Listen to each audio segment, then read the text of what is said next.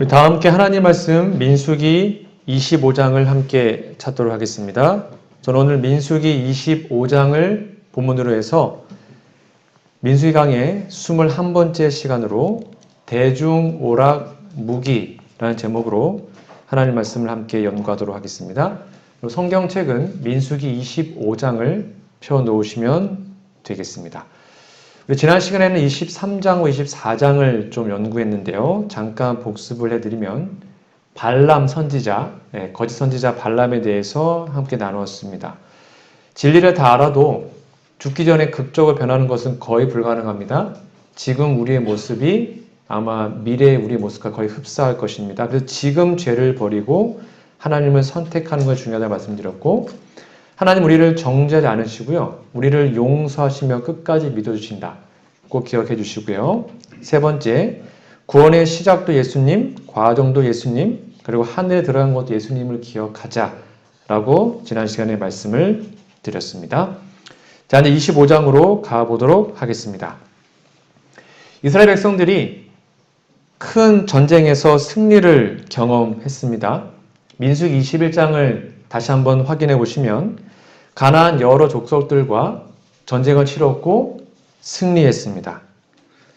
여러분, 사람의 마음이 늘 그렇듯이 뭔가 승리를 경험하면 교만해집니다. 자기가 잘난 줄 알고 마음이 풀어지죠. 지금 이스라엘 백성들은 가나안 땅이 거의 경계선 다 왔거든요. 가나안 땅이 보이는 요단 동편에 진을 치고 쉬고 있었습니다. 완전히 무장 해제. 왜냐하면 이제 며칠만 지나면 조금만 가면 진짜 가나안이거든요. 그래서 다 왔구나 하고 마음 푹 놓고 전쟁도 이겼죠. 조금만 쉬면 가나안 들어가죠. 그렇게 행복하게 편안하게 쉬고 있었습니다. 그런데 그때 사단의 엄청난 공격이 이스라엘을 덮었습니다.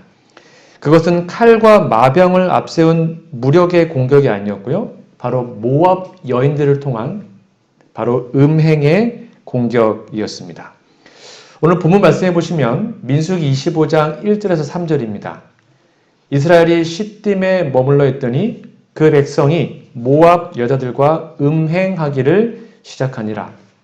그 여자들이 그 신들에게 제사할 때 백성을 청함해 백성이 먹고 그들의 신들에게 절함으로 이스라엘이 바알 부월에게 부속된지라. 여호와께서 이스라엘에게 진노하시니라. 지금 이스라엘 백성들이 있는 장소가 어디라고요? 시딤이라는 곳에 진을 치고 있었습니다. 이 시딤은 되게 비옥한 평화였고요. 시딤이 바로 시딤 나무, 쉽게 말하면 아카시아 나무가 아주 풍성하게 많은 초원이었다고 합니다. 그러니까 지금까지 늘 광야길만 걸어오다가 나무가 이렇게 우거진 그 시원하고 쾌적한 곳에 있으니까 얼마나 좋았겠습니까? 넓게 펼쳐진 아카시아 나무 그늘 안에 진을 치고 편안하게 쉬고 있었습니다. 이때 사단은 모압 여인을 그 진에 침투시켰고 결국 그들이 별 생각 없이 모압은 먼 친척이었잖아요. 그렇죠? 아브라함의 조카였던 롯의 후손이었기 때문에 먼 친척이거든요. 그러니까 그냥 친하게 지냈습니다. 그러다 조금씩 그들이 음행을 즐기게 됩니다. 이스라엘 백성들이 성적 음행의 뒤를 이어서 들어오게 된 것은 바로 영적인 음행이었습니다. 아시는 것처럼 하나님께서 시내산에서 십계명을 그들에게 반포하셨습니다. 너희는 나 외에는 다른 신을 내게 있게 말지니라. 그리고 우상을 섬기지 말아라라고 분명하게 말씀하셨죠. 그런데 지금 이들을 인도하신 하나님을 버리고 그 모압 여인의 유혹을 받아서 바알 부월, 즉 바알 신을 숭배하게 된 것입니다. 여러분, 이 1절의 의미를 여러분 잘 이해하셔야 합니다. 이 당시에 바알을 숭배하는 예배 의식은 그냥 단순히 가서 절하고 예배 드리고 거기만 끝나는 것이 아니라 예배의 형식 중에 남자와 여자가 성관계를 합니다. 그게 이제 성전 창녀라는 게 있었습니다. 남자가 가면 그 성전 창녀와 몸을 썩습니다.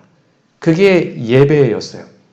그러니까 이스라엘 백성들이 맨날 양 잡고 얼마나 재미없어요? 피 흘리고 죄를 고백하고 만약 그런 예배만 드리다가 남자 여자가 성관계를 하는 그런 짜릿한 예배를 드리니까 완전히 맛이 간 겁니다.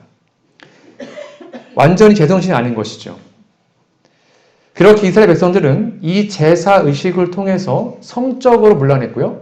그 다음에 뒤이어서 하나님을 버리는 영적인 음행까지도 따라오게 되었습니다. 이렇게 전염병처럼 그 무리에게 영적 음행, 성적 음행이 퍼져나가게 된 것입니다. 우상 숭배가 온 진영에 퍼지게 되었죠. 언제요? 이제 조금만 더 가면 가나안이거든요. 가나안 다 와서 고생은 다 해놓고 마지막에 지금 이들이 실패하고 있는 것을 보게 됩니다. 구약 성경을 보면 항상 이스라엘 백성들은 불신이 문제였습니다. 믿지 못하는 게 문제였는데 사단은 항상 이스라엘 백성들에게 위기를 극대화시켜서 하나님을 믿지 못하게 했습니다. 쉽게 말하면 홍해 앞에서 아니면 물이 안 나온다고 먹을 게 없다고 어떤 사소한 문제인데 그걸 크게 부풀려가지고 하나님을 원망하고 믿지 못하게 만들었죠. 하나님은 결국 모든 것을 인도하시고 보호하시고 날마다 역사하셨는데도 아주 사소한 건데 그들은 극대화시켜서 하나님을 원망하고 불평을 했습니다. 이게 대부분의 어떤 패턴이었거든요. 그런데 신기하게도 민수기 25장 오늘에 나타난 시험은 정반대였습니다. 오히려 사단은 지금은 극대화시킨 것이 아니라 이스라엘 백성들 앞에 놓인 위기를 극대화시킨 것이 아니라 오히려 극소화시켜서 전혀 위기의식을 느끼지 못하도록 한 것입니다. 쉽게 말하면 모압, 우리랑 먼 친척이니까 모압 여인들 우리 진영에 와는 거 좀 놀면 어때? 아주 사소하게 생각한 것입니다. 그들이 어떤 목적으로 온지를 모르고 그냥 우리 이웃이니까 친하게 지내자 이렇게 아주 사소하게 그 문제를 대수롭지 않게 만들었고 그 결과 자연스럽게 교류하다 보니까 그들의 예배에 빠지게 되고 영적 간음 그리고 성적인 간음까지 오게 된 것입니다. 이처럼 이스라엘 백성들은 하나님께서 대수롭지 않게 여기는 것은 되게 대단하게 여겼고 하나님께서 반대로 이거 진짜 중요한 거다라고 말하는 것은 어때요? 대수롭지 않게 여기는 정반대의 길을 가게 된 것입니다. 예를 들어 볼까요? 이스라엘 백성들이 출애굽을 와서 홍해 앞에 섰습니다. 홍해 앞에는 홍해, 뒤에는 애굽이 막 따라오죠. 양옆에는 산, 갈 데가 없어요. 막 하나님께 부르짖었습니다. 하나님이 볼 때는 그거 아무것도 아니었습니다. 왜요? 홍해 가르면 끝나는 거거든요. 하지만 그들은 홍해 앞에가 왔다고 우리 죽기 싫다고 막 난리를 피웠죠. 하나님 그거를 간단하게 해결하셨습니다. 또한 이스라엘 백성들이 광야에서 물이 없을 때 하나님 그거 아무것도 아니었거든요. 반석 치면 물 나오니까. 근데 그들은 물 달라, 목마르다, 먹을 거 없다 아우성을 쳤어요. 늘 언제나 하나님은 준비되어서 해결해 주셨습니다. 이처럼 하나님께서 대수롭지 않게 여겼던 것들을 오히려 그들은 대단하게 반대로 생각을 하게 되었고 이러한 반대적인 가치관이 그들의 길을 막았던 것입니다. 그런데 아까 말한 것처럼 반대로 지금 민수기 25장은 하나님이 볼 때는 정말 중요한 사안이었습니다. 이건 사소한 죄가 아니었거든요. 근데 그들은 그것을 되게 사소하게 생각하게 된 것입니다. 하나님께 있어서 음행은 가장 더러운 죄입니다. 성적 음행도 더러운 죄고요. 즉 내 배우자 외에 다른 배우자와 그것도 참 나쁜 죄고 영적 음행, 즉 우상 숭배도 아주 더러운 죄였습니다. 하나님은 그 죄를 증오하신다고 말씀하셨어요. 왜냐하면 이 두 가지 죄는요 항상 세트로 오기 때문입니다. 이스라엘 백성들이 모압 여인들과 함께 성적인 음행을 시작했을 때 자연적으로 우상 숭배하는 영적인 음행이 따라왔습니다. 그 결과 하나님의 진노가 그들에게 임했던 것이죠. 심판이 임했던 것입니다. 오늘날 우리들의 모습은 어떠합니까? 정말 우리의 가치관이, 우리의 기준이 하나님의 기준과 같은지요? 즉 하나님께서 대수롭지 않게 여기시는 것을 우리는 뭔가 대단하게 여기고 하나님께서 대단하게 여기시는 것을 우리가 대수롭지 않게 여기고 살아가고 있지는 않은지요. 안식일날 가끔 어기는 것 여러분들은 어떠십니까? 하나님보다 그거 되게 중요한 거거든요. 우리는 대수롭지 않게 어때 한 번인데 가끔 그런 건데 이렇게 대수롭지 않게 그냥 하고 있지는 않으신지요? 하나님이 볼 때 정말 중요한 것은 우리도 중요하게 여겨야 합니다. 이날 약속의 땅 가나안 바로 앞에서 일어난 이 반역의 모습이 혹시 정말 하늘나라 이제 다 왔거든요. 재림 직전이란 말이에요. 우리들의 모습과 똑같진 않은지를 생각해 봐야 하는 것이죠. 우리의 생각, 우리의 가치관을 하나님의 뜻에 맞춰야 합니다. 그래야 우리가 실패하지 않을 수 있는 것이죠. 이것이 바로 유혹으로부터 보호하는 가장 확실한 방법입니다. 이렇게 그들이 죄를 짓게 되자 하나님이 심판을 베푸시는데요. 심판이 조금 무섭습니다. 민수기 25장 4절 5절에 보시면 여러분 성경책에 보십시오. 여호와께서 모세에게 이르시되 백성의 두령들을 잡아 태양을 향하여 여호와 앞에 목매어 달라. 그리하면 하나님의 진노가 이스라엘을 떠나리라. 모세가 이스라엘 사사들에게 이르되 너희는 각기 관할하는 자 중에 바알 부올에게 부속한 사람들을 죽이라 하니라. 하나님은 백성의 누구요? 두령들을 잡아서 목을 매라 라고 말씀하셨습니다. 여기에 두령들은 쉽게 말하면 지도자들입니다. 각 지파의 지도자들을 잡아서 처형시켜라 라고 말씀하셨습니다. 특별히 음행을 했기 때문에 태양을 향하여 나무에 목을 매달아 죽이라고 하셨습니다. 왜 하필이면 두령들이었을까요? 이 지도자들은 잘못 여겼을까요? 아닙니다. 지도자들이 우상 숭배하는데 앞장을 섰습니다. 그게 문제였어요. 백성들이 혹시 죄를 졌으면 지도자들이 그걸 막으면 되거든요. 근데 지도자들이 더 이걸 많이 했어요. 그래서 하나님은 지도자들의 그 백성의 두령들을 잡아서 그 태양을 향하여 여호와 앞에 목을 매다는 정말 큰 심판을 하셨던 것이죠. 특별히 지도자들을 먼저 심판하신 이유는 그들의 영향력이 매우 크기 때문입니다. 그래서 하나님께서 이 죄를 얼마나 증오하시는지, 얼마나 미워하시는지를 온 백성이 다 볼 수 있도록 하신 것입니다. 여기서 우리는 아주 중요한 것을 깨달을 수 있습니다. 밑에 보실까요? 우리는 이스라엘 백성들의 누구까지도요? 지도자들까지도 그 유혹에 넘어갔다는 사실에 주목을 해야 합니다. 백성들은 혹 무지해서 잘 모르니까 그럴 수 있습니다. 근데 지도자들까지도 죄를 지었고 오히려 그들이 죄를 더 많이 지었습니다. 그게 하나님의 큰 진노의 모습이었던 것이죠. 이 당시 지도자는 단순한 정치적 지도자가 아니었습니다. 하나님께로 인도하는 영적인 지도자들이었던 것이죠. 오늘날로 말하면 목사, 장로, 집사들을 표상할 수 있습니다. 그래서 우리들이, 즉 지도자들이 하나님께 죄를 짓는다면 그 영향력은 더 큽니다. 그래서 많은 빛을 받은 우리들이 지은 죄는 하나님 볼 때는 더 크게 심판으로 갚아주시는 거죠. 이들은 외적인 평안함을 인하여서 하나님은 항상 그들 앞에 모시는 것에 실패하고 맙니다. 왜 이들이 이렇게 하루아침에 망가졌을까? 하루아침에 망가진 것이 아니었습니다.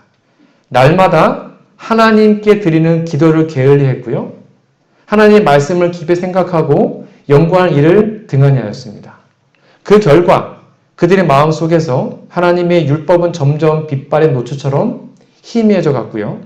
마침내 하나님의 뜻에 어긋나는 엄청난 죄를 저지르게 된 것입니다. 여러분 오해하지 마세요. 어떤 죄든지 우리가 한순간에 하루아침에 그런 죄를 짓지는 않습니다. 우리가 조금씩 하나님과의 틈이 벌어지고 우리가 조금씩 내 생활이 나태해지면 결국 그것이 쌓여서 죄를 짓게 되는 것입니다. 사단은 우리를 조금씩 유혹합니다. 아이 뭐 어때? 오늘 바쁜데 하루 정도 성경 안 봐도 되지. 오늘 바쁜데 좀 기도하지 마. 내일 해. 이렇게 그것이 하루 이틀 쌓이다 보면 하나님과의 관계가 소원해지고 결국 우리는 넘어지게 될 수밖에 없거든요. 영감의 글입니다. 그리스도인이 잘 보셔요. 공공연하게 죄를 범하기 전에 세상에 알려지지 않는 준비 과정이 오랫동안 마음속에서 진행된다. 그러니까 어떤 종종 듣지 않습니까? 어떤 목회자가 바람 폈다더라. 어떤 목회자가 뭐 했다더라. 그거 하루아침에 된 게 아니에요. 서서히 타락한 것입니다. 사람의 마음이 단번에 순결과 거룩하면서 부패와 타락과 범죄로 전락되는 것은 아니다. 하나님의 형상으로 지음받은 자들이 금수와 악마처럼 타락하는 데는 시간이 걸린다. 바라봄으로 우리는 변화를 받는다. 이게 바라봄의 법칙입니다. 이거는 무조건 그렇게 됩니다. 내가 무엇인가를 보느냐, 이것이 우리를 변화시킵니다. 악의 세력은, 사단은 우리도 모르게 조금씩 우리를 타협하게 만듭니다. 조금씩 우리가 사소한 죄를 짓도록 유혹합니다. 그것이 쌓이면 우리는 결국 그렇게 변하게 되어 있습니다. 바라봄의 법칙. 이거는 법칙입니다. 제가 여기 지금 포인트기가 있습니다. 제가 손을 놓으면 이게 어떻게 될까요? 밑으로 떨어지죠. 이거는 중력의 법칙입니다. 무조건 이렇게 됩니다. 마찬가지로 우리가 무엇인가를 바라보면 우리는 반드시 그렇게 변하게 되어 있습니다. 반드시 그렇게 됩니다. 예외가 없어요. 그러니까 늘 하나님을 바라보면 하나님처럼 변합니다. 반드시. 근데 우리가 세상을 바라보면 반드시 그렇게 변합니다. 이들이 그랬다는 것입니다. 이스라엘 백성들의 특별히 지도자들이 날마다 하나님을 바라보는 데 실패했습니다. 하나님과 멀어지고 매일의 삶이 조금씩 균열이 가서 결국 대담하게 영적인 간음까지 또 성적인 간음까지 하는 이 지경에 오게 된 것이죠. 오늘날 세상은 죄에 너무나 무뎌졌습니다. 더 이상 죄를 죄라고 생각하지 않습니다. 요즘에 혼전, 순결 말이 안 됩니다. 요즘에는요, 젊은 사람들이 사귀기 전에 먼저 성관계를 합니다. 그리고 사귄다고 합니다. 이상하지 않습니까? 그게 요즘의 세태예요. 그냥 죄가 아무렇지도 않게 되었습니다. 점점 많은 나라에서 마약을 합법화하고 있습니다. 이렇게 점점점 죄악의 늪에 빠져가고 있는데 본인은 그거를 모르는 거예요. 왜요? 그게 서서히 진행되거든요. 유명한 예화가 있습니다. 여기 삶은 개구리, 증후군이라고 합니다. 개구리는 이 온도가 이 변온 동물이기 때문에 개구리를 뜨거운 물에 넣잖아요? 어떻게 될까요? 뜨거워하고는 당장 튀어나옵니다. 네. 그런데 개구리를 처음에 찬물에 넣어요. 그다음에 불을 뗍니다. 서서히. 그럼 뜨뜻하다 하면서 거기서 결국에는 익어서 죽어요. 그러니까 서서히 변하는 것을 감지하지 못하고 죽는다고 합니다. 혹시 이런 개구리의 삶이 우리의 삶은 아닌지 모르겠습니다. 사단이 우리를 갑자기 큰 시험을 주잖아요? 우리는 정신 차립니다. 그렇죠? 갑자기 너무 큰 시험이 오면 당장 하나님께 가요. 하나님께 매달리죠. 왜? 하나님밖에 없으니까. 근데 사단은 우리에게 아주 짜질구레한 사소한 시험을 하나씩 줘요.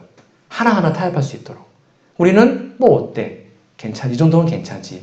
이렇게 하다 보면 결국 서서히 타락하게 되는 것이죠. 그래서 우리는 깨어 있어야 하는 것입니다. 마음이 죄에 익숙하도록 길들여지고 있다. 그들이 비열한 범죄에 대하여 그처럼 많이 듣고 읽기 때문에 한때는 그와 같은 장면에 무서워 질겁하던 부드러운 양심이 마침내는 굳어져서 그들은 그런 일들을 아주 재미있는 듯이 오래 마음에 간직하게 된다. 처음에는 어떤 영화나 좀 잔인한 장면을 막 못 보던데 자주 보면 이제는 별거 다른 것처럼 느껴지는 익숙해지는 그러한 모습으로 변하는 것이죠. 여러분, 바로 이러한 모습이 가나안 땅을 앞에 두고 하나님께 반역을 저질렀던 이 민수기 25장의 이스라엘 백성들의 모습이 혹시 우리의 모습은 아닌지 되돌아봐야 합니다. 이제 우리는 정말 하늘 가나안에 다 왔습니다. 이제 정말 조금만 있으면 예수님이 오실 것입니다.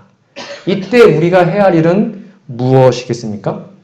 마음을 살피고 우리의 죄를 하나님께 회개해야 하는 것이죠. 날마다 기도하고 말씀을 통하여 하나님과 동행해야 하는 것입니다. 또한 우리를 더럽히는 수많은 매체들, 수많은 영상들, 아니면 안 좋은 책들, 읽고 듣고 하는 것들을 절제하고 더 많은 시간을 말씀과 기도와 예언의 신과 귀한 서적을 공부하는데 시간을 바쳐야 하는 것이죠. 이어서 보겠습니다. 이 말씀도 같이 읽어볼까요? 시작. 이 일에는 열렬한 기도와 끊임없는 경계가 요구될 것이다. 우리는 마음을 향상시키고 마음속에 순결하고 거룩한 사물을 항상 생각나게 하는 거룩한 성령의 끊임없는 감화를 받아야 한다. 그리고 우리는 하나님의 말씀을 부지런히 연구해야 한다. 왜요? 성경을 통하여 하나님을 바라보고 그렇게 하나님을 바라보고 예수님을 바라보면 우리는 그렇게 변하기 때문입니다. 우리가 하늘에 가려면 우리는 하나님의 품성으로 변해야 합니다. 그 변하는 방법은 바라보는 것이죠. 바라봄으로 우리는 변합니다. 이것이 바로 우리 자신의 순결을 지키는 유일한 방법입니다. 뭐라고요? 열렬한 기도, 끊임없는 경계, 그리고 성령의 거룩한 감화. 이게 올해 우리 교회의 구호 아닙니까? 깨어라, 기도하라, 일하라. 하늘 가나안에 얼마 남지 않았습니다. 우린 약속의 땅 변방의 위치에 있죠. 이것처럼 늘 깨어서 기도하고 그 다음에 하나님 사업에 열심히 헌신하는 우리 모두가 되기를 간절히 바랍니다. 이스라엘 백성들이 음행으로 인해 수많은 지도자들이 목이 매달려 죽임을 당했습니다. 그리고 연병으로 많은 백성들이 고통을 당하고 있는 그때에 모든 백성들이 회막문에서 가슴을 치며 회개하고 있는 그때에 정말 이 말도 안 되는 일이 하나 또 벌어집니다. 어떤 일이었죠? 25장 6절입니다. 이스라엘 자손의 온 회중이 회막문에서 막 울어요. 생각해보세요. 자기 지파의 지도자들이 막 목이 매달려 있으니까 얼마나 마음이 아파요. 막 울고 있는데 이스라엘 자손 한 사람이 모세와 온 회중의 목전에 미디안의 한 여인을 데리고 그 형제에게로 온지라. 다 가슴을 치고 회개하고 눈물을 흘리고 있는데 시므온 족속의 한 사람이 히물이라는 사람이 미디안 창녀를 데리고 술에 벌겋게 취해가지고 그 진영에 들어온 것입니다. 다 지금 회개하고 눈물 흘리고 있는데 뭐 그거 갖고 울고 회개하고 있냐 잘 봐라 하고 여자 데리고 다 보는데 아주 뻔뻔하게 진영으로 들어왔습니다. 여러분 본능적으로 어떤 죄를 지면 부끄러움 느끼지 않습니까? 이 사람은 부끄러움이 없었어요. 당당했어요. 오히려 떳떳했습니다. 하나님을 조롱했죠. 그렇게 사람들이 다 죽어가고 있는데 자기는 술에 취해서 창녀 데리고 진영으로 들어온 것입니다. 여기를 이렇게 설명하고 있습니다. 영감의 글이에요. 제사장과 지도자들이 슬픔과 굴욕 중에 엎드려서 한번 상상해 보십시오. 다 울고 있습니다. 낭실과 단사에서 울면서 여호와께 당신의 백성을 아끼시고 당신이 택하신 백성을 책하지 마시기를 간청하고 있을 때 이 이스라엘 귀인은 이 사람도 두령이었어요. 지도자. 마치 하나님의 형벌을 부인하고 민족의 사사들을 조롱하는 것처럼 회중의 목전에서 보라는 듯이 뽐내면서 범행을 하였습니다. 그럼 어떻게 이럴 수 있을까요? 사람이 염치한 게 있어야 되는데 그런 거 전혀 없었어요.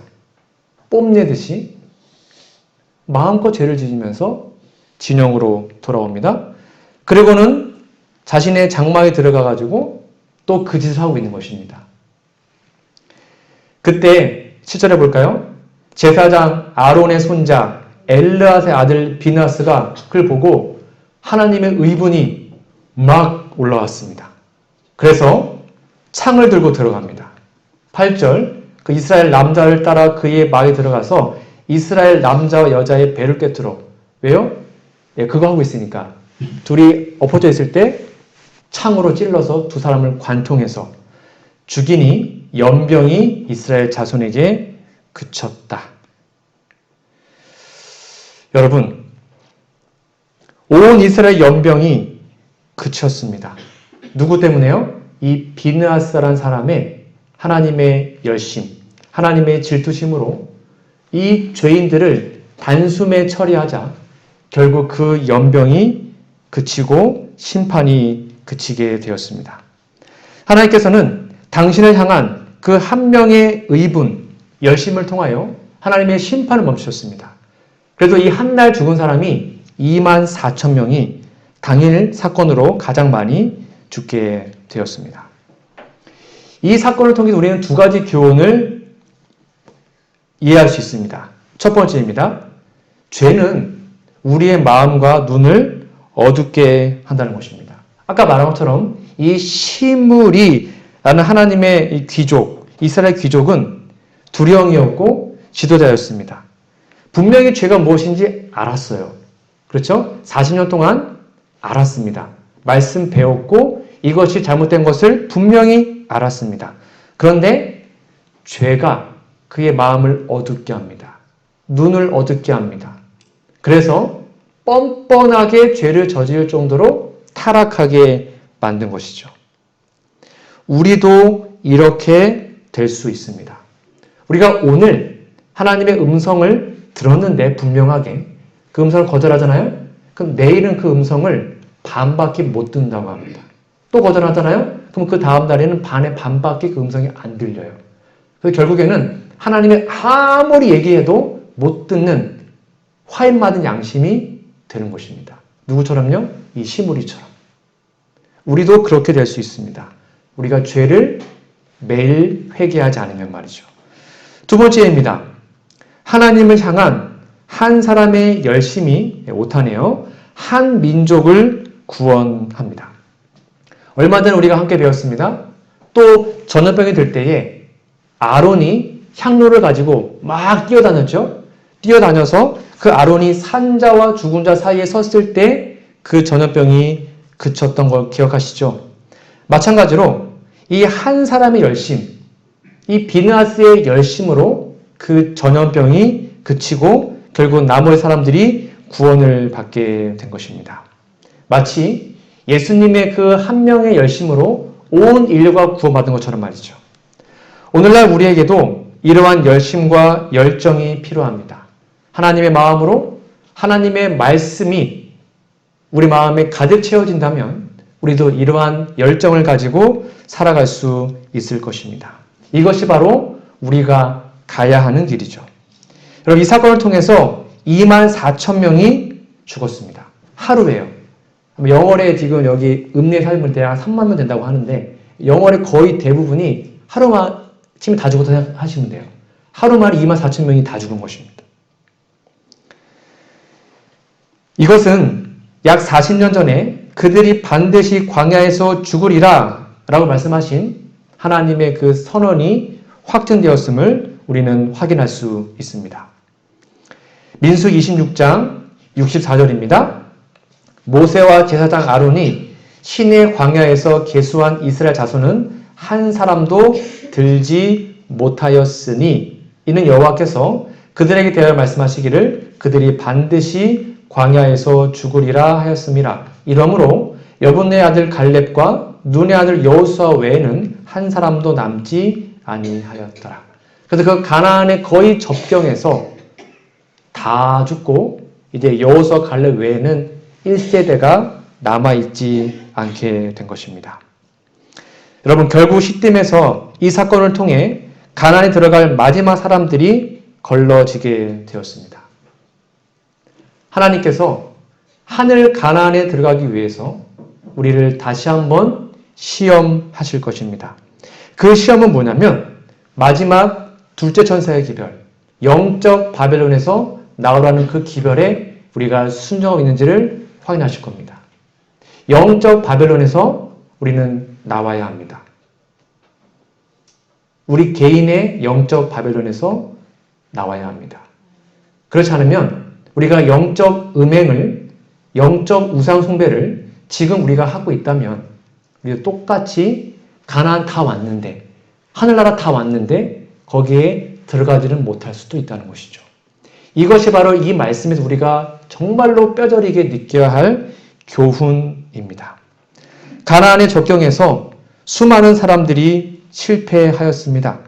가나안에 다 와서 거기에 들어가지 못했습니다. 얼마나 억울합니까? 얼마나 불행합니까? 우리는 이런 사람이 되지 않고 영적인 하늘 가나안에 꼭 우리 모두가 다 들어가게 되기를 간절히 바랍니다. 성경은 왜 이들이 이 시딤에서 이렇게 실패했을까? 이걸 누가 이렇게 했을까? 그 배후의 세력을 알려주는데요. 바로 그 정말 나쁜 발람 선지자가 이 일을 했다고 합니다.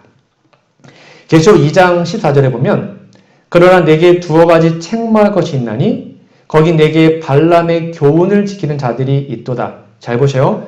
발람이 선지자예요.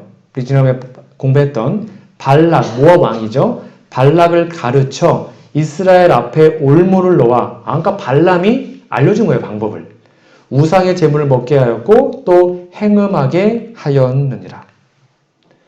가가지고 막 저주하려고 그랬는데 저주가 안 나왔잖아요. 하나님 다 막으셔가지고. 그래서 돈도 못 벌었어요. 높은 집이 못 얻었습니다. 그러니까 이제 발람이 집에 돌아가니까 너무 열받는 거예요. 어떻게 하면 좋을까? 하고는 다시 찾아갔습니다. 그리고는 이거 이스라엘 백성이 하나님의 뜻 안에 있으면 절대 저주가 안 내려요. 그러니까 이들을 우상 숭배를 유혹해야 됩니다. 라는 비법을 알려주고 있습니다. 그러니까 발락이 그거 괜찮은데 하고는 발람의 이 선지자의 말을 듣고는 모압 여인을 의도적으로 보낸 거예요.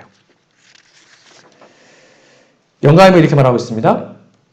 발람의 제의에 따라, 정말 나쁜 놈이에요. 모압 왕은 그들의 신들을 높이는 대축제를 정하고 발람이 이스라엘 백성들에게 참석을 권유할 수 있도록 그것은 비밀리에 준비되었다. 그 다음에 저 되게 마음이 슬펐어요. 이스라엘 백성들이 발람을 하나님의 선지자로 알고 있었으므로, 그러니까 이 사람이 이렇게 타락한 걸 몰랐다는 거예요.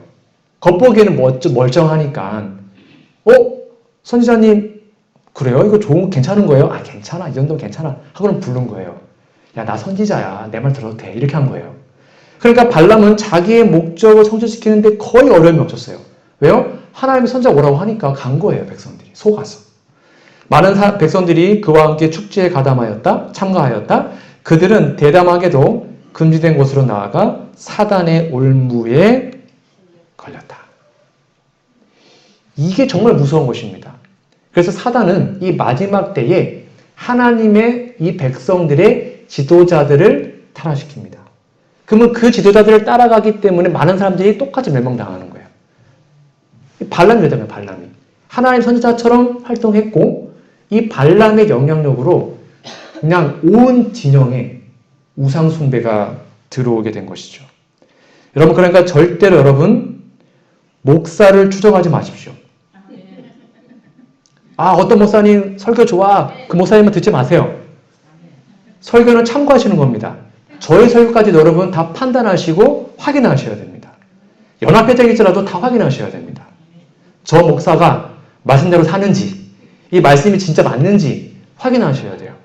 안 그러면 멀쩡한 목사, 멀쩡한 사람이 말한 설교일지라도 그게 사단의 뜻일 수도 있어요. 얘처럼요. 얘가 아니죠. 이 사람처럼. 발람처럼요. 발람은 다시 말하죠. 하나님의 선지자를 알고 있어요. 사람들이. 그래서 거기 다 휘슬러 갔어요. 절대로 목사를 추정하지 마십시오. 하나님만 믿으셔야 합니다. 그래서 혹시 어떠한 목회자들이 너무 이렇게 하면 정말 맞나? 하고는 반드시 확인하셔야 합니다. 그리고 이상하면 물어보셔야 됩니다. 목사님 그거 어디 나와 있어요? 그럼 확인하셔야 돼요. 눈으로. 그래서 말씀이 있으면 받아들이시면 됩니다.